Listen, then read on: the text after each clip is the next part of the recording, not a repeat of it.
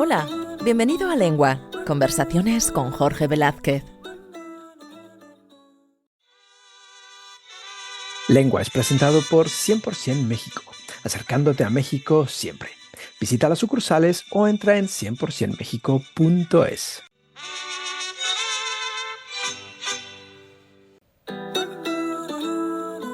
Hola, bienvenido a un nuevo episodio de Lengua. Hoy viajamos hasta México y vamos a conocer a un chico muy interesante. Él se llama Rafael Cervantes, y creo que tiene una historia un tanto peculiar. Y le gana la risa y todo. Sí. Rafa, ¿cómo estás? Bienvenido. Muy bien, Jorge, muchas gracias, muy contento de estar aquí, te agradezco la invitación. No, gracias a ti. Oye, bueno, antes de empezar, tú fuiste nominado por Pablo Sillas. Es correcto. ¿Algún mensajito para Pablo que seguramente nos esté escuchando? Pues darle un saludo y un abrazo, es una persona que admiro mucho por todos sus valores que tiene y por cómo los aplica en su vida diaria y en el trabajo. He tenido la fortuna de conocerlo en ambos ámbitos, en el ámbito personal y hacemos trabajo con su empresa. Así que pues eso, agradecerle a él y reconocerle todo el esfuerzo que hace. Muy bien, saluditos para Pablo. Y bueno, Rafa, vamos a charlar hoy sobre ti. Tú, estudiaste economía, tienes una maestría Sí, en administración de empresas, tienes otra en relaciones internacionales. Trabajaste para el Banco Central de México, sí. para las Naciones Unidas, para Wall Street. O sea, tú eras un super businessman. Era, sí, una parte de mí lo era. Solo una parte de ti. No por pasión, pero, pero sí lo era.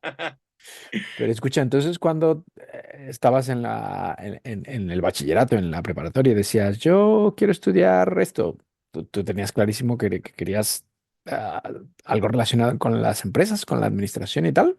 Pues no, en realidad yo cuando era más pequeño, a mí siempre me gustaron los idiomas, siempre me gustaba viajar, siempre yo quería ser como o embajador o alguna cosa así, o trabajar precisamente en las Naciones Unidas. Y justo es interesante cómo sobre todo en países como que tienen un sistema educativo como el de Latinoamérica, yo creo que muchos países en Europa donde tienes que escoger una carrera en específico, ¿no? La parte en Estados Unidos, por ejemplo, que el college lo hacen y tienes un poquito más de libertad de escoger lo que le dicen como tu concentración y puedes probar muchas cosas. Creo que ambos tienen cosas buenas porque si tú tienes una vocación, por ejemplo, creo que para ser doctor se necesita tener una vocación, ¿no?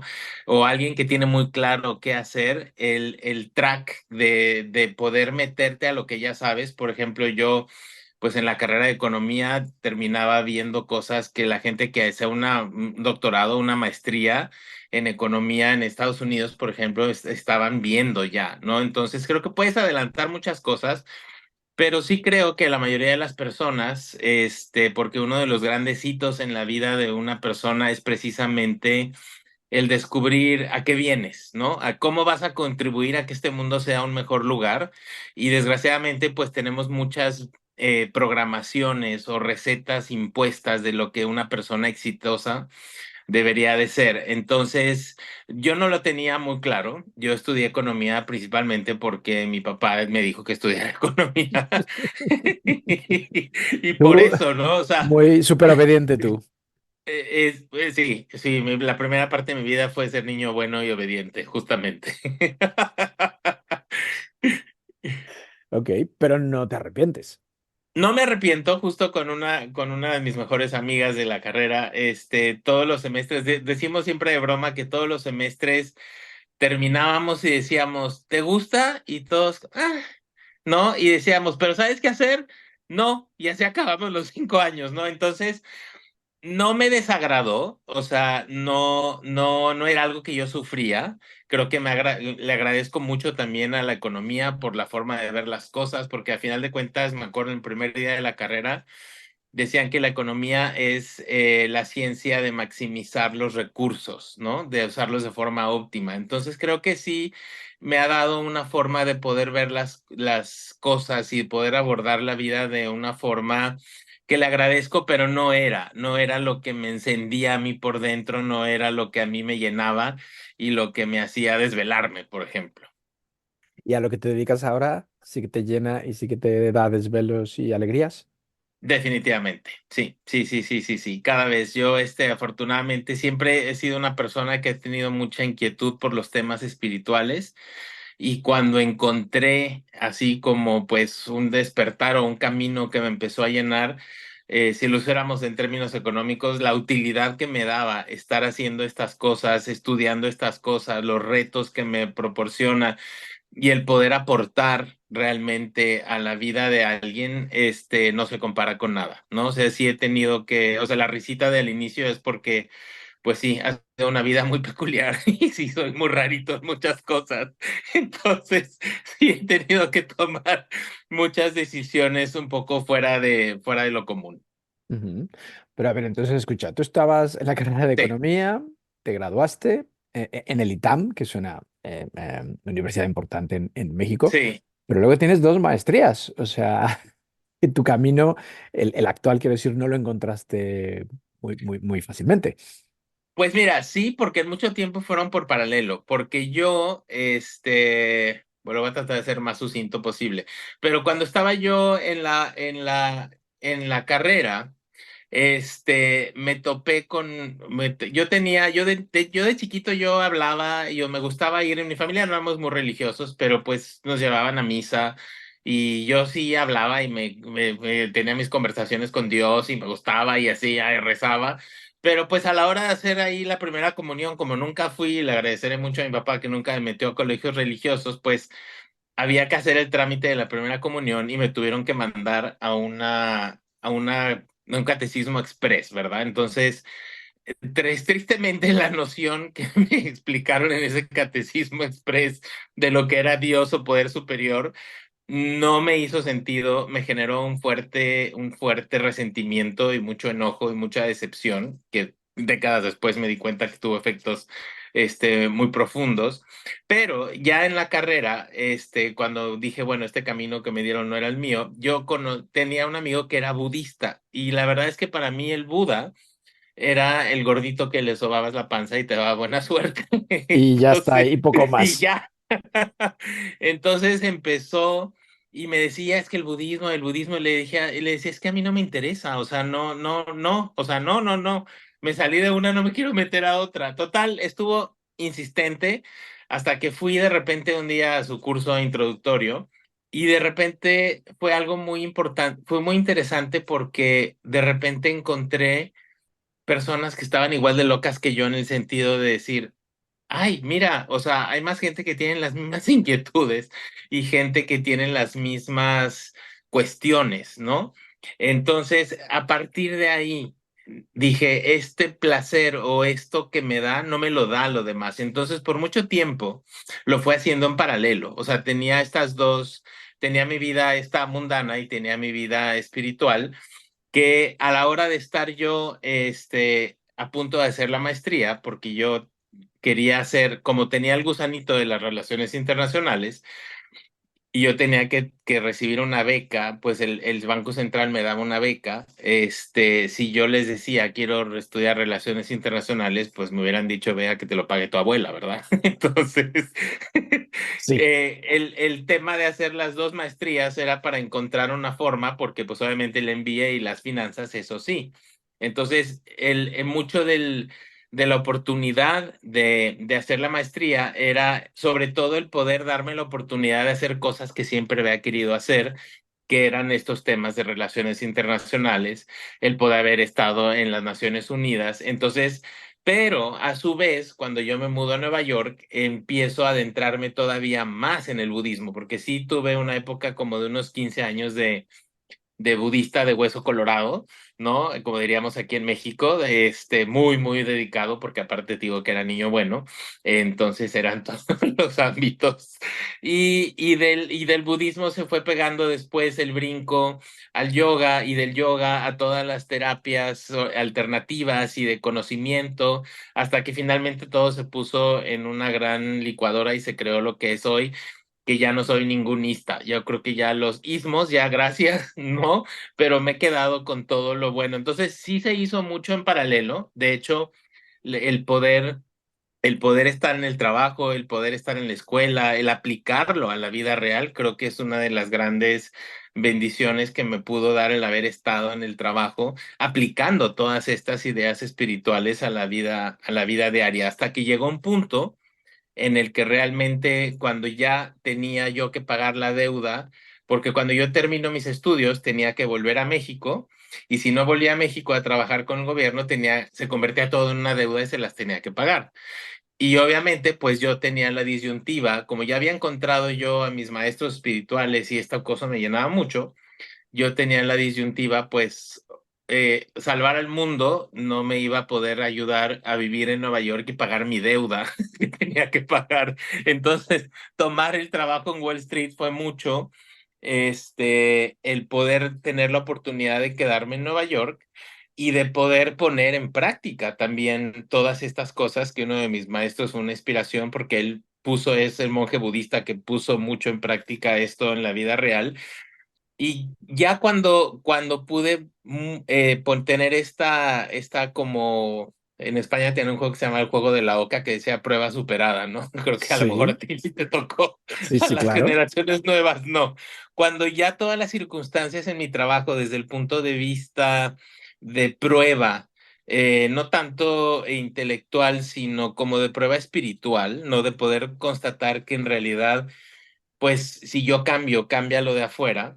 Ahí fue cuando ya desde un punto de vista de paz interna era simplemente decir, la felicidad que me daba el poder ver si le prestábamos $1,000 millones a una gran compañía, a poder trabajar en mí y poder trabajar en los demás para aportar algo, ahí es cuando dije, tengo que hacer este cambio que es justo cuando yo creo que en mi familia el 3% de sanidad mental que todavía pensaban que me ataba a la realidad se rompió y Desapareció. desapareció completamente. Y obviamente, pues sí, han sido ajustes, pero hoy por hoy te digo, es de las mejores decisiones que he tomado en la vida. Y el poder aplicarlo después, como regresar después de muchos años de haber creado pues una metodología y puesto en práctica, volver al mundo de las empresas también a poder pasar este mensaje o a personas en un contexto empresarial, quitándole quizás un poco pues la fantasía o lo mágico o las cosas que se pueden dar en estos dos mundos, porque creo que en algún momento siempre se dividió en el inconsciente, pues como Oriente lo espiritual y Occidente lo material, y que estaban peleados, y en realidad no, todo puede estar, los dos coexisten, porque se puede tener prosperidad en todos los planos, física, material y emocional. Ujú, ujú, completamente de acuerdo. Pero y entonces el gran cambio al que te refieres es dejar el Banco Central, dejar Wall Street, Naciones Unidas. ¿Y qué hiciste?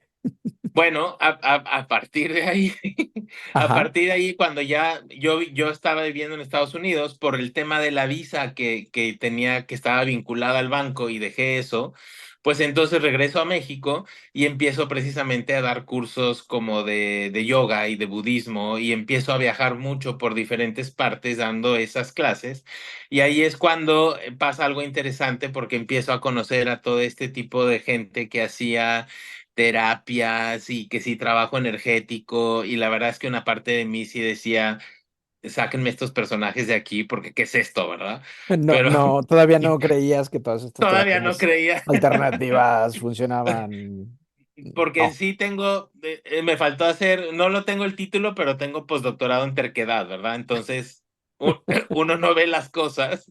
Por eso años después desarrollo esta idea que le digo tasbiendismo, de esta gran máxima que tenemos en México, estás viendo y no ves. O sea, en realidad toda la información ya está enfrente, pero yo no la quería ver.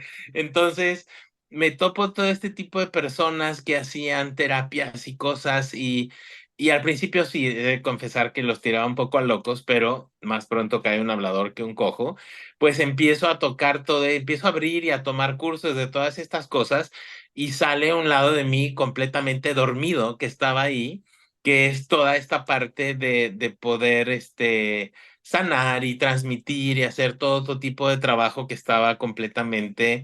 Entonces, estos años fueron muy formativos en poder estudiar muchas de estas cosas hasta que se fue creando pues una visión de un sistema global en el cual viajando y haciendo todas estas cosas, uno de los lugares a los que yo viajaba mucho, era fuera y dentro de México, era aquí Monterrey, que es la ciudad en la que vivo ahora, donde con el tiempo fui creando pues formaciones de profes de yoga, de terapeutas holísticos, y se empezó a dar un grupito de personas donde finalmente dijimos, bueno, ¿y si abrimos un centro?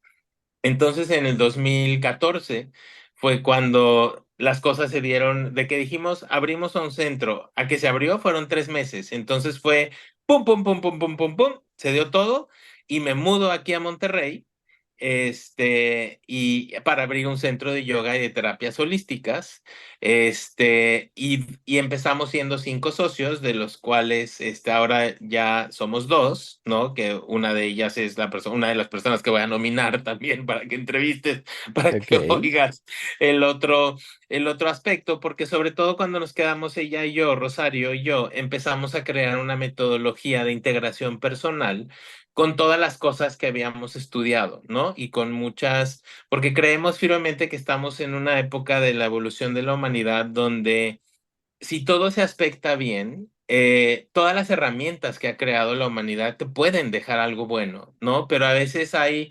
algunas ideas o algunas filosofías o herramientas que necesitan, como los celulares, actualizarse, ¿no? Hay otras que necesitan hacerse más prácticas, o hay otras que podrían enriquecerse y y poder ver que trabajando en conjunto con otras, por ejemplo, la medicina alopática, no, no todos, porque obviamente esto se está dando a un nivel de globalización también, ¿no? Se beneficiaría mucho de ver que hay también un componente energético y emocional que también tiene un rol en las enfermedades físicas, ¿no? Porque entonces el poder abrir y el poder incorporar más información creo que hace que las cosas sean mucho más poderosas y simples, que es mucho de nuestra propuesta ahora, de que en realidad es sencillo, por toda la evolución que ha tenido la humanidad, tanto a nivel espiritual como material. Hay muchas cosas que ya se pueden aplicar de manera mucho más fácil y mucho más madura y mucho más eficiente, volviendo a la economía, para poder encontrar una integración más rápida, ¿no? Entonces sí creemos que es un momento interesante a nivel de lo que está ocurriendo en cuanto a transformación interna y externa de lo que pasa ahora en el mundo. mm. Bueno, ahora llegaremos a tu Sí, centro, cómo se llama y todas esas cosas, pero antes me da mucha curiosidad.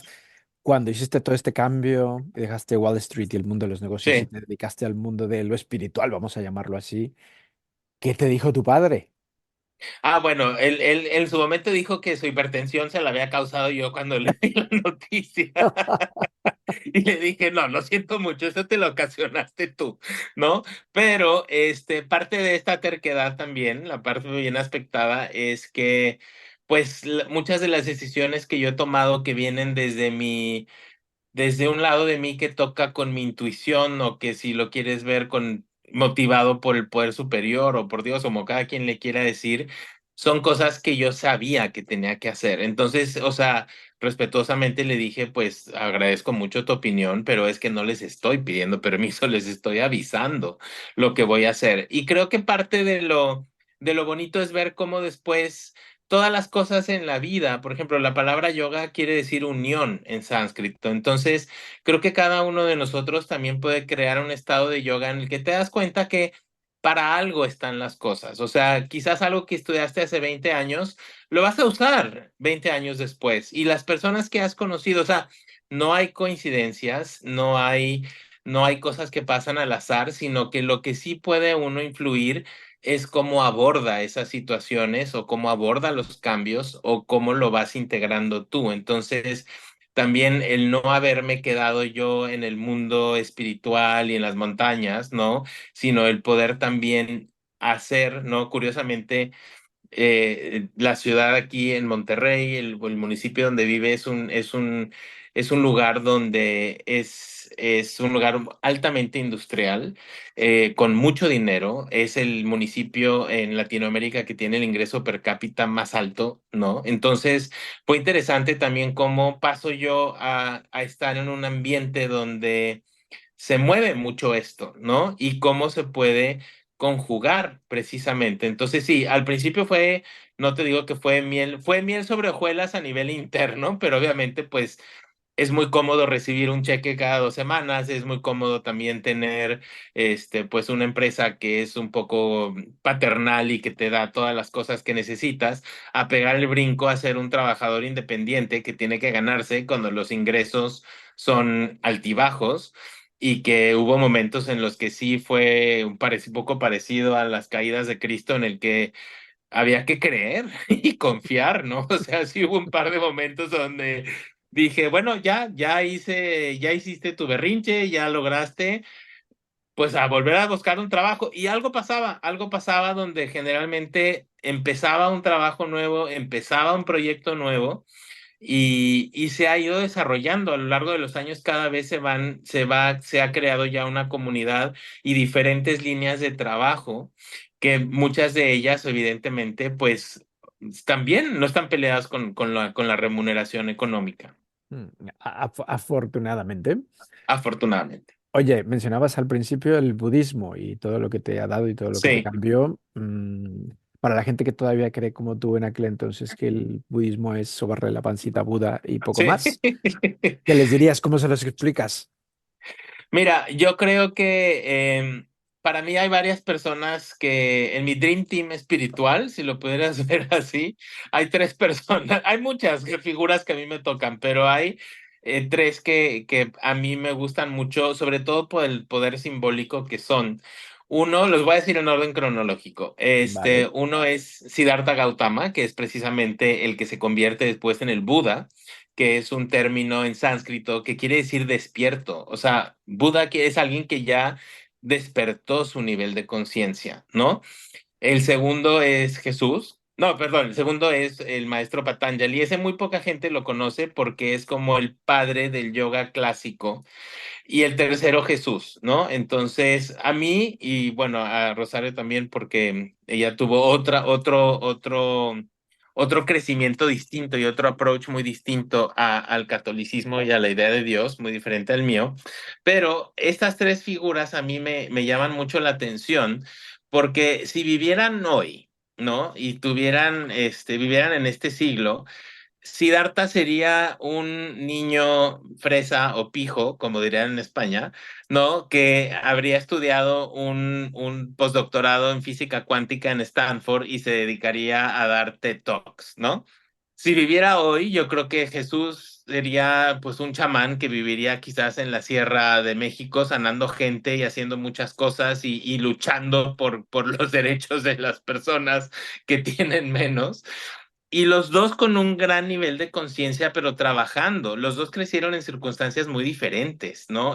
Siddhartha era un príncipe, él tuvo que abandonar todo y después, cuando en la India en ese momento era una superpotencia en el mundo, había mucha prosperidad económica, y cuando hay prosperidad económica, pues te da oportunidad también de empezar a ponderar en muchas cosas importantes. También en esa época pues estaban los filósofos griegos a todo lo que da, o sea, el inconsciente colectivo de esa época sí ayudaba mucho a la introspección.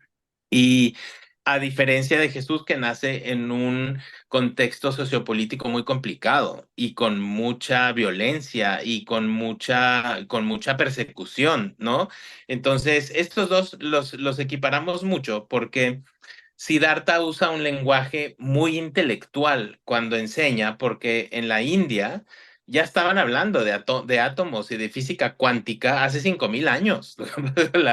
O sea, si estuvieran despiertos dirían, ya se los hemos venido diciendo hace tanto tiempo, ¿no? Y Jesús habla en un idioma muy del corazón, porque tampoco le daba tiempo de hacer discursos. O sea, si venían y los perseguían, entonces... para mí es muy bonito estas dos figuras simbólicas, porque en realidad ni sabemos si existieron, ni sabemos qué dijeron, porque ni había libros, ni teníamos acta de nacimiento, ni había redes sociales. De estas dos personas, todo lo que sabemos que dijeron ha sido por lo que se dijo después y por lo que se compiló después, ¿no? Pero simbólicamente creo que simboliza mucho los dos trabajos que tenemos que hacer todos, reconciliar nuestro lado intelectual con nuestro lado emocional, nuestra cabeza con el corazón. Y los dos hablan un idioma completamente diferente, ¿no? Entonces, estos son los dos extremos.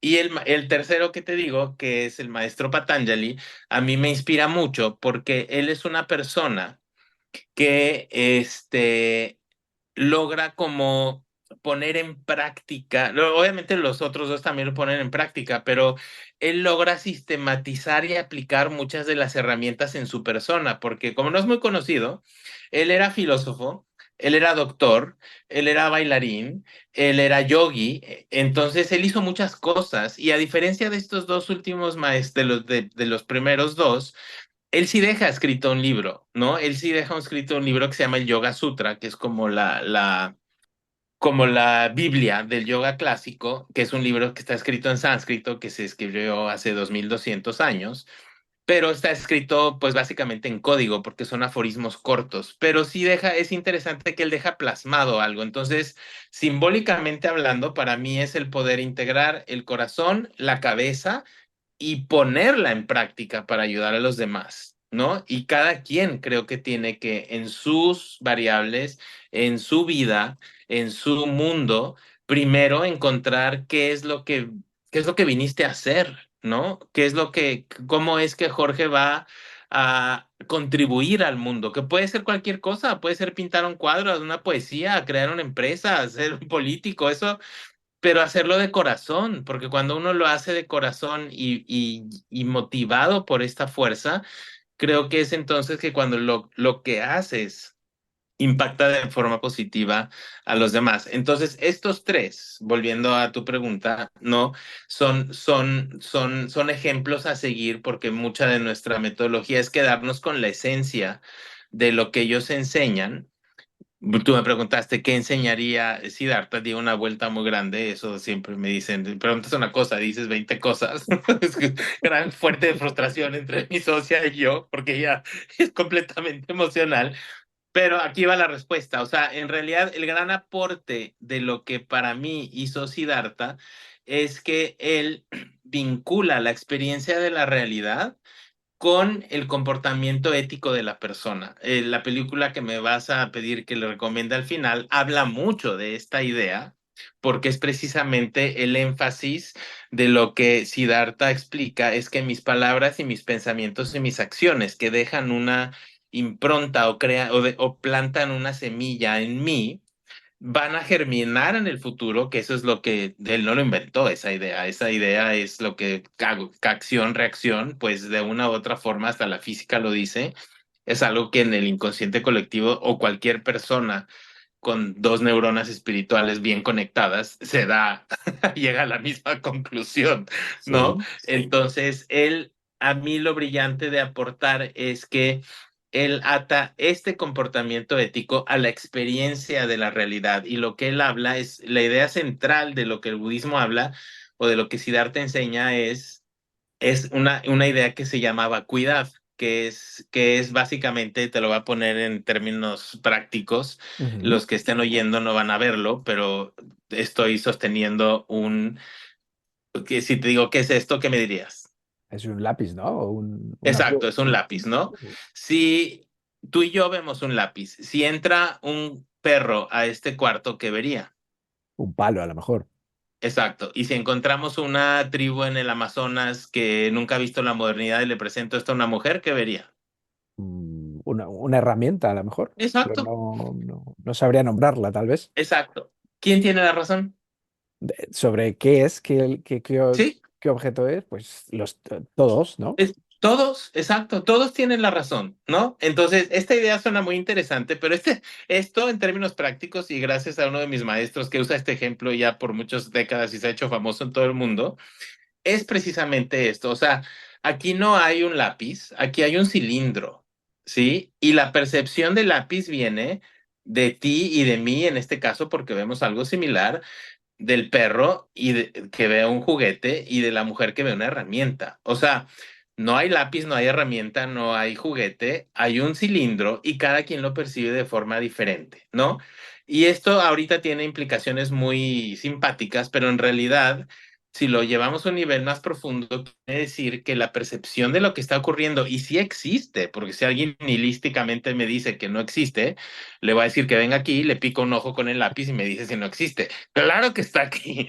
Estamos diciendo cómo existe. O sea, la percepción de la realidad es completamente subjetiva. Cada quien está viendo algo diferente y esto, sobre todo cuando entramos a las empresas y les decimos, imagínense una reunión donde todos podemos entrar por lo menos teóricamente sabiendo que lo que tú ves no necesariamente lo tienen que compartir los demás y que lo que para ti es lo que es claro, a la otra persona no necesariamente. Entonces, el poder integrarse es la primera parte de lo que Siddhartha enseñaba, que es que la experiencia es subjetiva porque el deporte favorito de a nosotros al cuerpo mental desequilibrado le decimos la loca de la casa, sí, que es la que está haciendo todas las historias y los cuentos. El deporte favorito de la loca de la casa es que yo voy por el mundo pensando que todo mundo ve lo que yo veo y que Ujú. todo mundo debería hacer las cosas como yo las hago.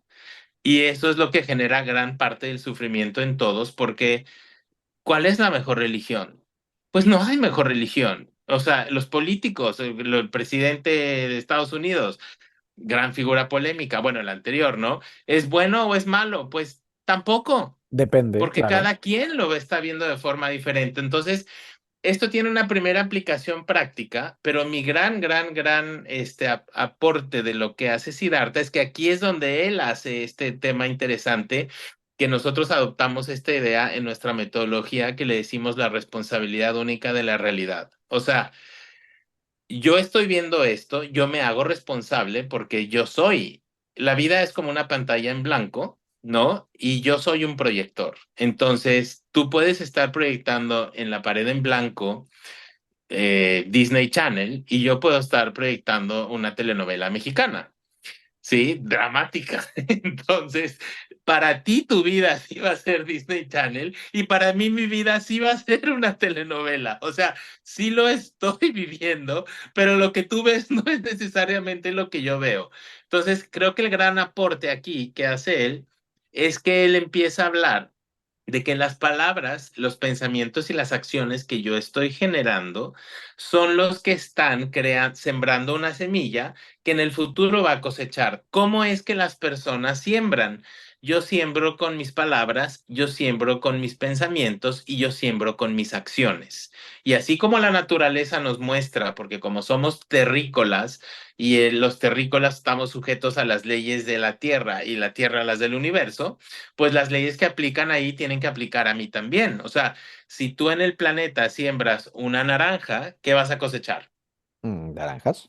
Naranjas, ¿no? Y si siembras limones, limones. O sea, no puedo yo esperar limones, sembrar naranjas y me enojo porque no me salieron los Claro, limones. y me Pues salieron no, zanahorias. No. exacto. Siembras lo que quieres, entonces si yo siembro, o sea, lo que yo siembre me tiene que dar un resultado consistente con lo que yo coseche tiene que dar un resultado consistente con lo que yo sembré. Entonces, si yo siembro con mis palabras y yo, por ejemplo, te miento, yo voy a sembrar una semilla de mentira. ¿Qué voy a cosechar yo? Mentira. Aquí viene la segunda parte interesante, que esto, si lo atamos a una frase que muchos de nosotros oímos de este lado del mundo, el hágase tu voluntad. Aquí hay una cosa que es el segundo deporte favorito de la loca de la casa. Yo puedo controlar qué es lo que siembro si estoy consciente, obviamente, eso sería lo ideal, con mis palabras, mis pensamientos y mis acciones. Lo que yo no puedo controlar es cómo, cuándo y con quién voy a cosechar lo que yo siembro, ¿no? Entonces, este matrimonio a mí se me hace muy interesante porque cambia toda la jugada. O sea, Nadie está arriba ya con una libreta de karmapuntos para ver si yo me porté bien o mal. No es porque lo quiera hacer porque es correcto o incorrecto, es porque el principal interesado soy yo. O sea, a mí me gustaría que me mintieran. No, por eso no miento. A mí me gustaría que me robaran. No, por eso no robo. No, a mí me gustaría que me agredieran. Pues no, por eso no agredo. Entonces, es desde el punto de vista económico donde todos mundos ganamos, porque hay un concepto en economía que se llama la eficiencia de Pareto, que es que si supongamos que tú y yo estamos comiendo algo y yo te quito tu porción, si yo te la quito a ti, pues evidentemente yo te dejo peor a ti, pero aquí nadie pierde, porque si yo te hablo con la verdad a ti, yo estoy sembrando una semilla de hablar con la verdad, tú estás cosechando una semilla de que te hablen con verdad y ninguno de los dos pierde. O sea que entonces esto es interesante porque en el mundo de los negocios, en todo, si lo empezamos realmente a practicar, que es lo importante, porque como te decía hace rato, en todas las tradiciones o en todas las cosas, si tú le rascas, todo el mundo acaba hablando de lo mismo, pero sí creo que es importante el entender por qué. Para mí fue un cambio completamente de paradigma, de saber que no lo tenía que hacer porque era, entre comillas, lo correcto, o porque alguien me lo mandaba, o porque estaba bien, sino que simplemente el irnos a ver qué es lo que quiero y qué es lo que quiero cosechar, y el saber que lo estoy haciendo por congruencia, porque ahí es donde creo que es el meollo del asunto en todo, el ser congruente con lo que yo digo que pienso y con lo que hago, porque pues es muy fácil decir las cosas, por eso Jesús decía, por sus obras los conoceréis, no por sus dogmas, ¿no? El tema es poder llevar a la práctica lo que yo digo que creo, y entonces soy congruente. Si fuéramos congruentes todos, viviríamos en un mundo muy diferente, pero muchas veces decimos algo y hacemos otra, que a veces es primero por no estar consciente, y segundo porque si metemos aquí la herramienta de la psicología, por ejemplo, muchas de mis acciones están dictadas por mi inconsciente. Uno jura que es consciente de lo que hace, pero pues el inconsciente y el consciente es como un iceberg.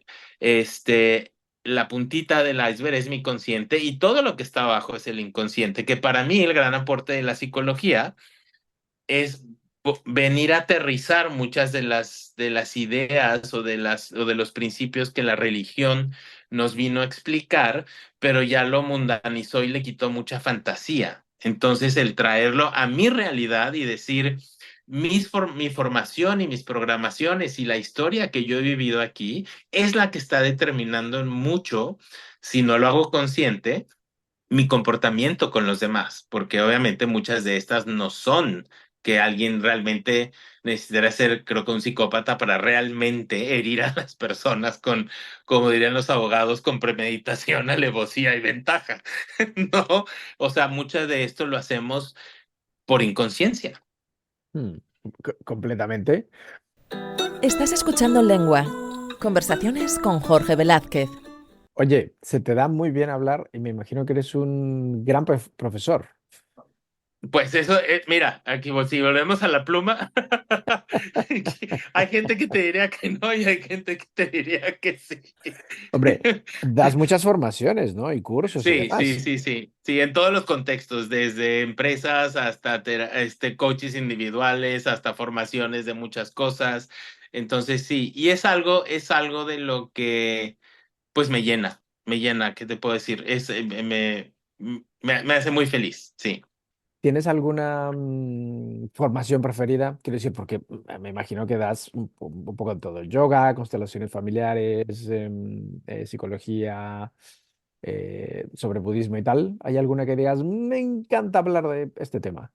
Mira, a mí me encanta poder traducir, a mí me encanta poder encontrar puentes entre las diferentes tradiciones, entre los diferentes puntos de vista, entre las diferentes religiones, y es algo que creo que se me da el poder traducir en mi cabeza, ¿no? Entonces, mucho, mucho precisamente de esta metodología que fuimos creando Rosario y yo, como dice ella, yo tengo cursitis. Siempre he estado, me encanta estar estudiando y estudiando más terapias y más cosas y más cursos y más, que aquí el problema es que los que somos como yo, cabezones, intelectuales, racionalizadores, el peligro es que uno se quede eternamente en la cabeza y no lo llevemos a la aplicación.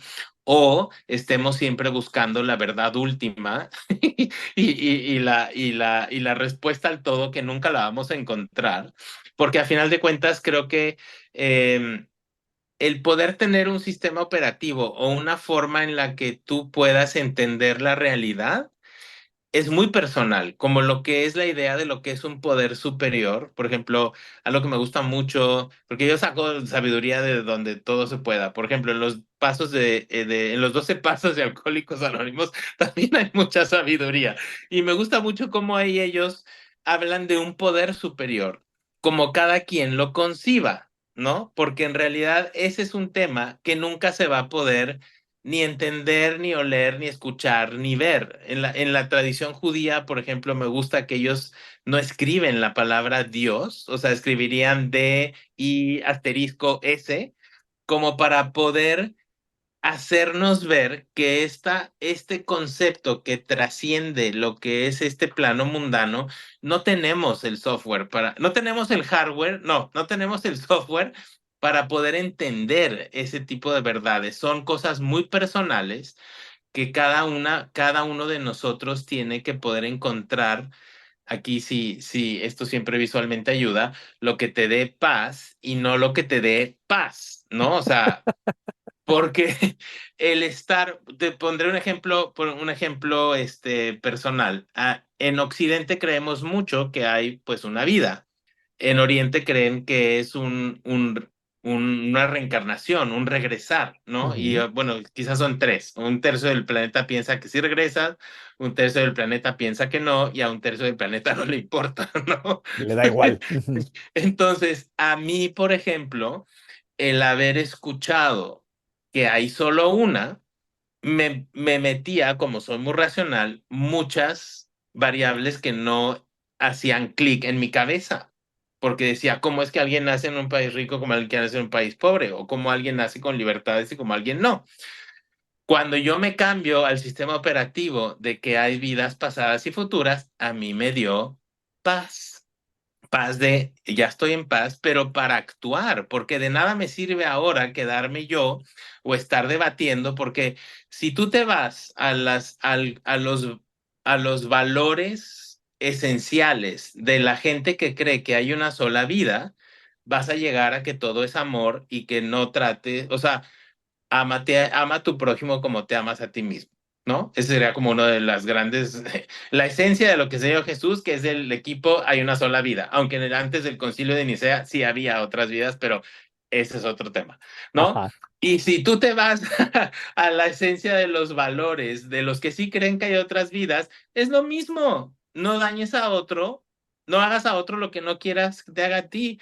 Entonces, ¿qué más da si a final de cuentas los dos acaban a la misma conclusión, que lo que queremos es estar presentes, conscientes, para no dañar tanto a otros como a los demás? Entonces, eso creo que son cosas muy personales, pero sí hay un gran riesgo que viene mucho con la evolución del inconsciente colectivo, sobre todo a partir del Renacimiento, y que nos empezamos a hacer muy cabezones, ¿no? Y que nos empezamos a hacer muy racionales, y que es donde se empieza a fragmentar, y como humanidad se empieza a dividir, pues, la medicina tradicional u holística de la medicina alopática, las matemáticas de la numerología, la astrología de la astronomía, y nos perdemos. Una visión muy occidental siempre ha sido desmenuzar todo y volvernos como que está muy bien para muchas cosas, pero sin perder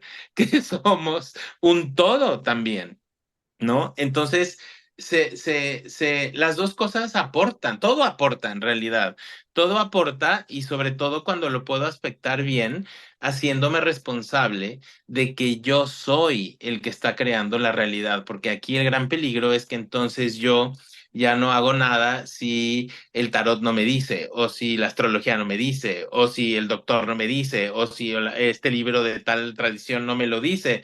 Entonces, no está mal ir con estas personas, sino, pero saber que para realmente efectuar un cambio, como decía Gandhi, conviértete en el cambio que quieres ver en el mundo. O sea, tengo que trabajar a nivel del proyector, no irme a pelear a la pantalla.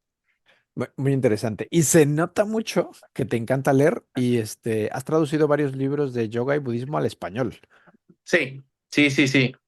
Sí, porque también fue una forma en la que pues podía repagar la bondad de los maestros que he tenido y porque me gusta mucho traducir, ¿no? Y traducir en muchos planos. Ujú. Y Y como te das cuenta, si no me pones stop, me sigo hablando 5 horas. Entonces tú párame y dime, ya cállate. pausa, pausa. Pausa. La idea es que hables, claro. Oye, escucha, hay una pregunta recurrente aquí en el podcast que Sí, tiene que ver con la reencarnación, precisamente. Tú ajá, obviamente crees en la reencarnación. sí. Ok, la historia es, te toca regresar, pero te dan a elegir, ¿vuelves como hombre o como mujer? ¿Qué elegirías? A mí la verdad es que yo soy feliz con cualquiera de los dos. Fíjate, aquí hay varias cosas. Bueno, técnicamente, si nos metemos a a las religiones orientales, hay una diferencia entre renacimiento y reencarnación, pero no nos vamos a meter en eso. Yo creo que yo creo que me la pasaría bomba igual si fuera mujer o fuera hombre. También habría que ver ahí pues en dónde, ¿no? Porque creo que es muy diferente ser mujer hace 300 años que ser mujer ahora, o incluso ser hombre, puedes haber sido esclavo o puedes ser emperador, entonces también es muy diferente, pero yo creo que a mí en lo personal me daría igual. Yo creo que que de las dos visiones se gana mucho, porque sí nacemos cableados como en PC y Macintosh en algunas cosas, ¿no? Porque son polaridades. Me gusta mucho en el Oriente que usan el yin y el yang, porque la gente lo toma como más masculino, femenino, no, son dos polaridades que todos tenemos, o sea, todos tenemos polaridad yang, que es más masculina, que es el lado derecho, que es lo racional, que es el actuar, y todos tenemos un lado yin, que es nuestro lado, entre comillas, femenino, emocional, el sentir. Entonces puede ser en estas permutaciones que haya un hombre que tenga su lado yin exaltado, que no quiere decir que sea manerado, sino que simplemente siente más, o una mujer que sea más racional y perciba las cosas desde una parte más racional, a pesar de que el cableado de fábrica, pues sí te ayude a ver las cosas de una manera u otra. Son las programaciones que vamos recibiendo las que nos van formando, porque en realidad pensamos que somos seres súper sofisticados y siempre digo en los cursos, somos una bola de hábitos, eso es lo que somos, ¿no? Porque ¿qué nos han enseñado? Sobre todo de nuestras generaciones para arriba, los hombres no lloran, los hombres no sienten, tienes que ser fuerte, ¿no? Y eso se te va quedando en el inconsciente y se va quedando. Entonces, no, creo que hay hay que unir las dos cosas, hay que hacer ese yoga de nuestros dos lados también, porque la cabeza y el corazón comparten, los dos son, no hay CEO, los dos tienen que estar al mismo puesto. Mm.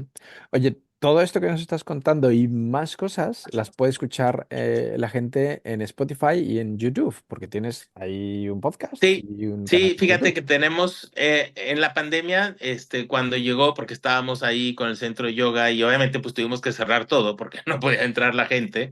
Entonces nuestra idea de sembrar una semillita, ¿no? De ayudar fue crear este canal de YouTube donde empezamos a subir clases de yoga gratis para que la gente pudiera practicar cuando estaba encerrada, ¿no? Y también de ahí, ya con el tiempo, empezamos este podcast que es en el que Rosario y yo hablamos y debatimos estas ideas, porque creo que la metodología se ha enriquecido mucho de la forma de ver, porque vemos las cosas de manera diferente, ella es más emocional o intuitiva y como puedes ver yo soy más cabezón racional. Entonces sí nos ha costado esfuerzo, sudor y lágrimas el poder entender, hablar chino y coreano. Pero eso es lo bonito de que se crea un producto final en el que se enriquece de ambas partes, ¿no? Entonces ahí, esa metodología que hemos creado lo hacemos y abordamos diferentes temas que vamos hablando, a lo largo de estas dos plataformas. Ok. Si alguien quiere escucharte o buscarte, los dos canales, tanto en Spotify como en YouTube, es ADV Sí, o B chica, como ADVA, decimos en México. sí, Ajá, ADVA, sí, ADVA. sí, ¿Puedes decir lo que significa? Yo lo sé porque lo he leído, sí. pero ¿lo puedes explicar tú? ADVA Adva es una palabra, es un derivado de una palabra en sánscrita que quiere decir, que se llama Advaita, que quiere decir no dualidad, ¿no? Y básicamente esta parte de la no dualidad es el darnos cuenta de que todos estamos conectados, ¿no? De que el error que yo creo es que yo estoy desconectado de los demás, que hay un yo y un tú, que sí, en un mundo práctico, claro, tú estás en España y tú eres Jorge y yo estoy en México y soy Rafael, pero en esencia hay una interdependencia, ¿no? Y esta separación que yo voy creando es la que nos mete en todos estos problemas. Entonces, ese estado de adva, de no dualidad, sería muy parecido a cómo en Occidente definimos mucho las características de lo que es ese poder superior, que sería omnipresente en el sentido de que está presente en todo, de que es omnisciente en el sentido de que ya enchufados a la nube, ¿no? De que sería esa conciencia cósmica o poder, como cada quiere ver, desde ahí hay una omnisciencia y me falta uno, omnipotente, omnisciente y Hay uno que falta. Om- Espérame, o- omnisciente, Ómnibus de omni... México. Ómnibus de México, sí, omnisciente, omnipotente, bueno, hay otro omni que falta por ahí. Pero en ese sentido es cuando podemos ver que no estamos separados, ¿no? En un plano esencial, no estamos. Ese es el error, el pensar que estamos divididos, el pensar que ese es uno de los grandes peligros desde mi perspectiva, que el seguir desmenuzando o el seguir queriendo encontrar etiquetas cada vez más para poder ser diferente, que está muy bien desde el punto de vista de que personas o voces o grupos que no podían antes ser incluidos ya tengan representación, pero estar cada vez buscando diferencias, olvidándonos de que en esencia somos lo mismo, porque en esencia pues somos amor, y no amor de corazoncito, sino de la energía más alta que hay, es la energía del amor, y eso es lo que somos en esencia todos, por eso es omnipresente y por eso está en todo. Ujú. Muy bien escogido el nombre. Te voy a adelantar una pregunta hablando Sí, de nombres. Este podcast se llama Lengua, ajá, por eso tienes tu foto sacando la lengua, gracias a sí, una cosa que leí de un filósofo y filólogo español que se llama Emilio Lledó, y quiero saber tu opinión, tú que sí. eres un pensador. La verdadera riqueza de los seres humanos es el lenguaje. ¿Tú qué crees? Mira, yo creo que la verdadera es como un cuchillo. Tú con un cuchillo puedes matar o con un cuchillo podrías crear una escultura, ¿no? Ujú. Entonces, creo que el lenguaje, precisamente por lo que acabamos de hablar, por ejemplo, esta palabra, Dios, veto a saber qué entiende cada quien. O sea, hay guerras que se han peleado por este concepto, ¿no? Entonces, yo creo que el lenguaje es una herramienta que puede sanar y que puede resolver muchos problemas si se aspecta bien, sobre todo si salimos de dudas, ¿no? Por ejemplo, que tú me digas, pues eso lo vemos, por ejemplo, entre España y México, ¿no? Términos en los que una palabra, o sea, coger, por ejemplo, en España es muy diferente en Latinoamérica, ¿no? Completamente, Entonces, sí. yo por usar esa palabra puedo decir cosas completamente opuestas. Entonces, creo que el lenguaje es una de las herramientas más poderosas que tenemos y sí enriquece cuando ambas personas están en una actitud humilde, en una disposición de entablar una comunicación constructiva. Ahí es cuando creo que el lenguaje puede sanar muchas cosas, pero si una persona no escucha, y la otra persona quiere intentar a fuerzas imponer su verdad o su forma de interpretar las cosas, entonces es una pérdida de tiempo, ¿no? Que ahí yo creo que es mucho, pues si oímos una metáfora, ¿no? Jesús decía, no le avientes perlas a los cerdos. O sea, si la otra persona, si en cualquier situación, en cualquier relación, no está fluyendo en los dos, si no es de ida y de regreso y con respeto y con amor, pues, qué necesidad, ¿no? Qué necesidad de... aquí tenemos un, no sé si conoces a Juan Gabriel. Sí. Bueno, yo lo acabo de canonizar en mi corazón precisamente por eso, porque qué necesidad de estar buscando pleitos. Mucho es la necesidad de que viene de mis heridas de la infancia, de escúchenme, óiganme, vean qué buenas ideas tiene Rafa y vean todo lo que sabe y quiero que me escuchen y quiero que me anoten. Y desde ahí muchas veces estamos actuando cuando en realidad, si podemos entablar comunicaciones sanas, creo que el lenguaje sí pero sabiendo, siempre me acuerdo una de mis maestras de sánscrito decía que su maestro siempre decía que definieran, ¿no? O sea, si por ejemplo tú y yo vamos a hablar de Dios, sería muy prudente que empecemos la charla diciendo, oye, ¿qué es Dios para ti? Y entonces dices, tac, tac, tac, tac, tac, tac. Ah, ok. ¿Y qué es Dios para ti? Ah, pues es tac, tac, tac, tac, tac. Y de ahí ya empezamos a hablar, porque si yo parto del supuesto de que Dios es algo para mí y para ti es otra cosa, y te empiezo a rebatir, nunca nos vamos a entender. Ujú. Cierto, Entonces sí muy es cierto. maravilloso que hablando con la lengua, porque se habla mucho del don de lenguas. También creo que es la habilidad de cualquier formador o cualquier maestro o cualquier, el que tú puedas hablar y transmitir este mensaje de acuerdo a tu audiencia, ¿no? Es muy distinto hablar a un grupo de adolescentes que a un grupo de señoras, que a un grupo de empresarios. Y entonces también se hace un ejercicio de empatía con la otra persona. No es lo que yo te quiera imponer, sino el tratar, si me preguntan, ¿no? De empatizar contigo y encontrar la forma en la que puedo ajustar mi mensaje para que tú lo entiendas, no para que te cree como incomodidad a ti. Muy cierto. Bueno, esta pregunta ya te la sabes. A ver qué nos vas a Sí. recomendar de libro, disco, peli y serie. Muy bien, de libro, justo hace un año estaba haciendo un retiro espiritual, unos ejercicios ignacianos con los jesuitas, Ujú. que fue una experiencia muy linda, y me gustaría, porque me lo acabo de encontrar este libro, hay un libro que se llama Yeshua, de un sacerdote jesuita que se llama Enrique Ponce de León García Diego, y está súper cortito, está aquí, lo lees súper tranquilo y me gusta porque destila mucho la esencia de las enseñanzas de Jesús, ¿no? No porque nadie se vea, no quiero a nadie imponerle ningún tipo de creencia. A mí me ayudó mucho porque para mí fue hacer mucho las paces con una institución y con una idea de algo que me creó mucho conflicto, ¿no? Pero este libro está muy lindo, me tocó mucho y justo me lo encontré hace unos días porque fue un año que estaba allá y creo que si alguien, pues tuvo quizás la mayoría de las personas que estaban oyendo esto, pues nació en Occidente y ha tenido de cierta forma contacto con eso, les podría enriquecer si les vienen ahí.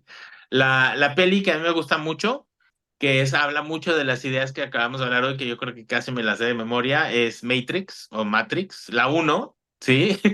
No que las demás ya Es otra difiero, cosa. pero la uno habla mucho de estas ideas, de lo que estamos hablando, de que vivimos en un mundo de una ilusión y que yo soy el que está creando la realidad, ¿no? Entonces es interesante cómo esa salió como en el 1999, que habla mucho también de ya la evolución de nuestro inconsciente colectivo, cómo estamos ya cambiando nuestra visión de ser las cosas, porque se han escrito muchos libros de esa película, desde la filosofía oriental, desde los filósofos griegos, desde todo, porque cuaja mucho en, en cómo percibimos la realidad, ¿no?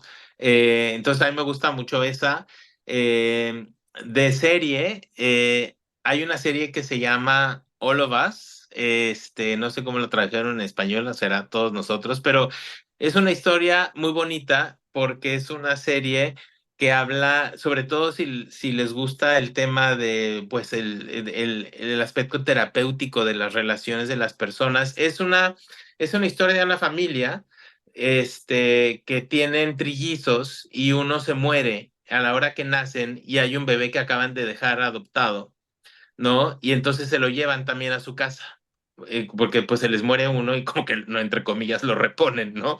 Era un chico afroamericano que lo dejaron ahí y crece en una familia blanca y después el papá, se muere, ¿no? Entonces van haciendo un viaje intertemporal en todas las temporadas de cómo son ahorita, te llevan a su infancia, cuando muere el papá, la mamá se acaba casando después con un amigo que era de la familia, y entonces como cada uno va teniendo su vida y sus problemas y sus comportamientos adictivos. Entonces pues, es muy bonito porque lo hace muy real esa serie y te da mucha oportunidad de sacarle mucho jugo, si les gustan ese tipo de cosas. Y el álbum, porque en mis gustos musicales creo que soy igual de ecléctico que en mis ideas de dónde saco, dije, voy a abrir mi Spotify y voy a ver el primer álbum que me diga, vuelve a tocar, ¿no? Y salió. Estaba pensando en mi papá hace unos días y me acordé de un álbum que él tocaba mucho, que es un álbum de Los Panchos con una cantante estadounidense que se llama Eddie Gourmet, Ujú. Eydie Gourmet. Entonces son boleros cantados por Los Panchos, con esta voz, tiene una voz muy bonita ella, ¿no? Y entonces ella canta en español y obviamente los boleros porque pues me recuerda mucho a mis épocas de la infancia, donde mi papá hacían reuniones y yo era el encargado de la música, así decía. Entonces yo tenía que poner los discos, ya sabes, había los estéreos esos cuando ya los wow, era que podías poner como 4 o 5 discos y iban cayendo solitos. Sí, sí, sí. Eras el DJ de las fiestas Y familiares. ese era uno de los que siempre ponía. Entonces Entonces, si te les gusta hacer una remonta, incursión, te remonta sí. a tu infancia el disco, ¿eh?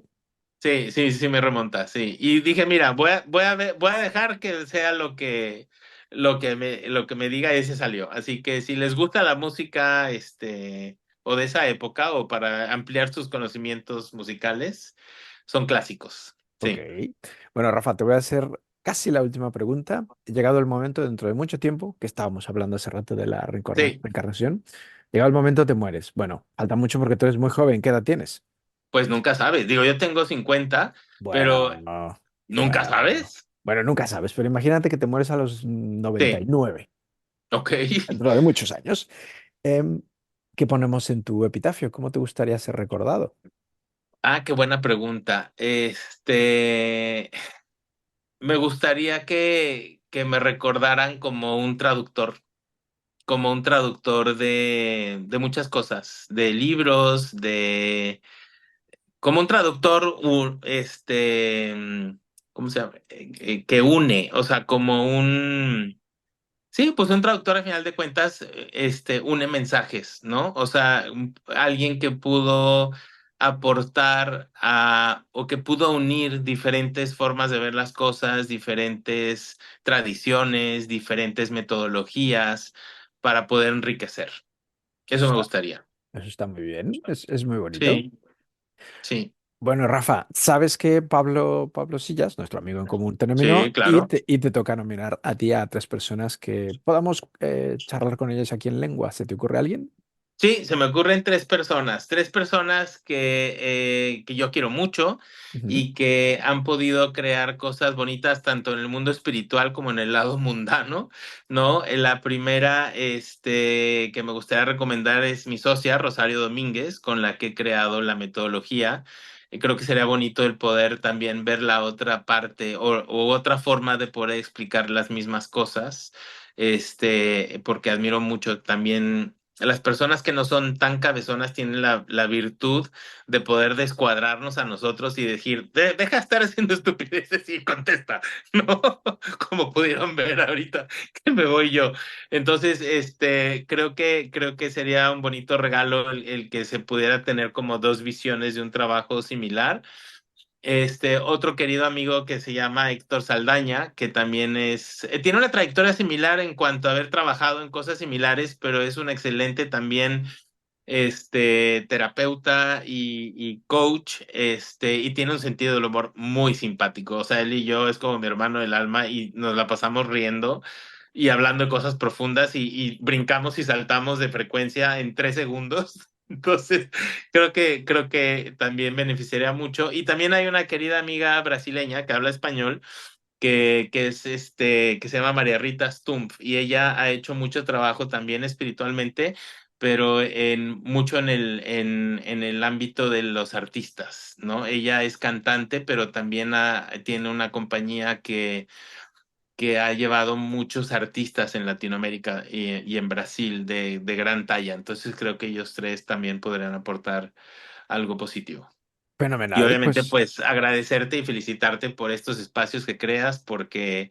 es muy lindo, que me gusta que también tocas de todo y traes a todo y hablas de todo cuando te dejan, porque yo no te dejé hablar mucho, pero, pero eso, pero bueno, está bien, el invitado eres tú, el que tiene que hablar eres tú, o sea que fenomenal.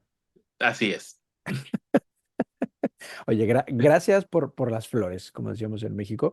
Oye, No, Rafa, sí, me quedaría charlando contigo un montón de tiempo, pero esto tiene que acabar es correcto. tarde que temprano hay que llegar al final. ¿Algo más que quieras decir antes de despedirnos?